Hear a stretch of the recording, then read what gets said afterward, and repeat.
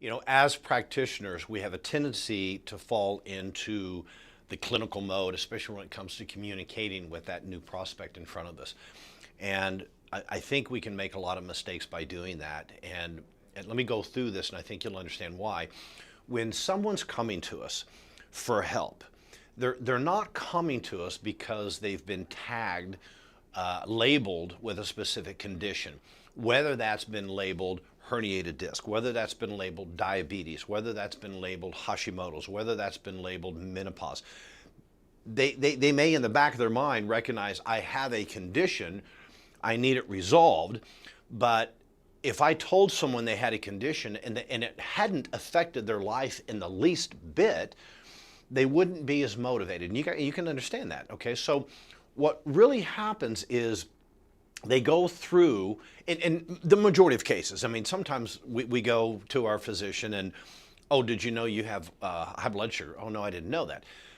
So in some cases that can happen, but even in that case, often we see that the person still is not that motivated to say, yeah, let me get help, or at least change in their lifestyle. They might accept the medication or something like that, but they're going to allow the condition in most cases to begin to affect their life, their daily activities, their emotional health, the relationships that they have.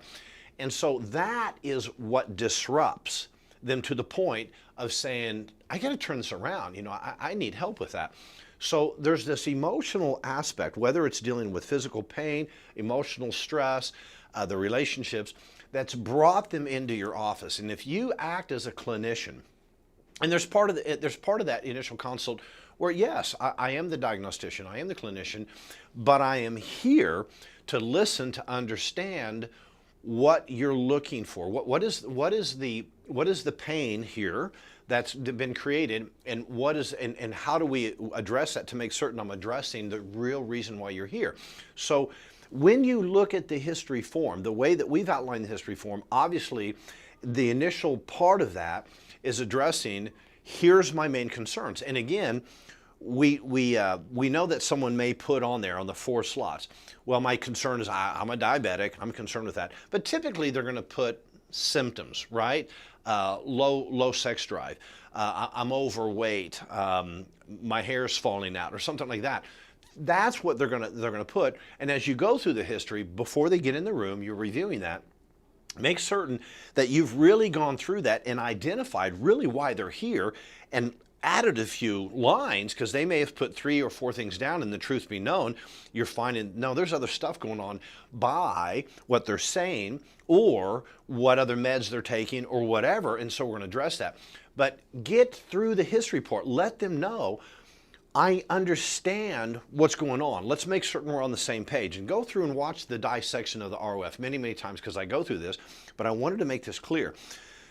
When I get to them wanting to really let me know what's going on, and they've already let me know because we've designed the history form to have the emotional components there.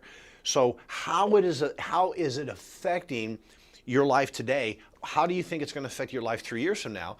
And in 3 years, where would you like to see your life go? And I'm telling you guys, women, as generally speaking, women are going to fill it out. They're going to fill it out. And some of them will really, they'll take 2 pages on that last part. And the reason they're doing that is because they're begging you to listen to them. Now, guys are different.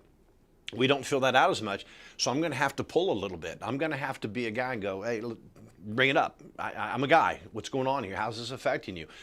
And you're going to have to start bringing questions in. How's this affecting your relationship with your wife? About your kids? Are you able to play ball with your son, John? Like you said, he's 12. And be compassionate.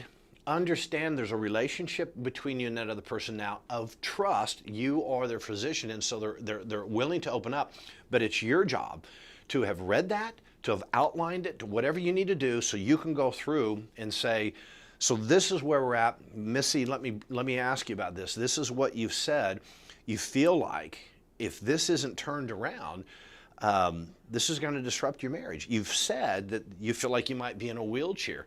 You've said that you're extremely depressed. Blah, blah. Is that right? And dig into those things. and let the emotional side come out. Give them pause. Let them go ahead and let it out. And often they will break down a little bit. It's okay. You might be the first person that's given them permission to do that. They've told their story time and time to their husband or their wife, to their friends, to the other doctors, and it's all been and oh yeah, yeah, it sounds like you have this, or the doctor, yeah, yeah, let me give you, okay. There's no emotional connection there, and they're begging you for it. They're crying out, and that's the part of that initial consult, that report of findings, that you're going to build that relationship and build the trust to where they go, you get it, you heard me, that yes, doctor, I'm here because this pain of how it's affecting my relationship is disrupting my world. I'm panicked about it. I'm not sleeping about it. And this is where I want to be in 3 years. And you review that with them. Is this what I'm hearing? Is that right? Okay. Let's take you there. Okay. It's unacceptable to be here. I get it. I've seen this before. You know, I've been through things like this that affected my life. And I can tell you, I don't want it for anyone. So I hear you. I hear what you're saying. And if this is where you want to go and you're willing to work with me, let's partner up on this and let's move you there so you get your life back. And so, you know, you've got that relationship back, that you feel like the person that you are inside, instead of feeling like 80 when you're 50, you want to feel like you're 45. Okay. How do we get there? How do we disrupt this ball that's rolling down the hill and building up speed and getting worse and worse? How do we stop that and start pushing it back the other way?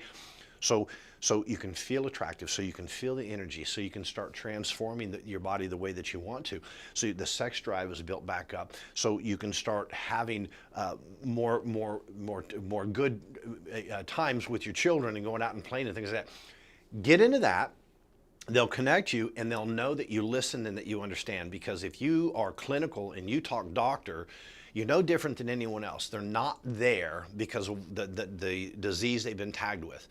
They're there to resolve what it's done to their life. And so if you want to be effective in your initial consults, we're not trying to sell a transaction. We're trying to build a relationship and build one of trust and integrity, that can I help you, and communicate them to them in a way that you would communicate to a family member or anything else.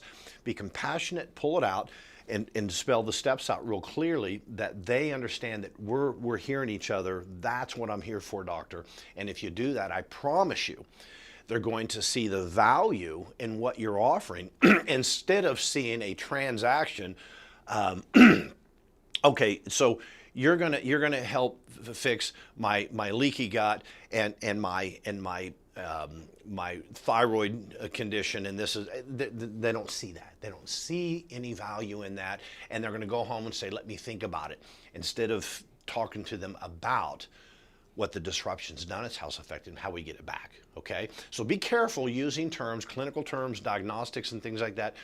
Talk to them on a layperson, make it very easy for them to understand that we're on the same page. And when you do this, you're gonna start seeing a big change in the outcome, and people wanting to move forward with you. So watch the ROF dissection again. I think it'll really help, because I break this down a little bit further and you'll hear me kind of get into that. And just cue into it. Practice, practice, practice. That's how you're going to get better.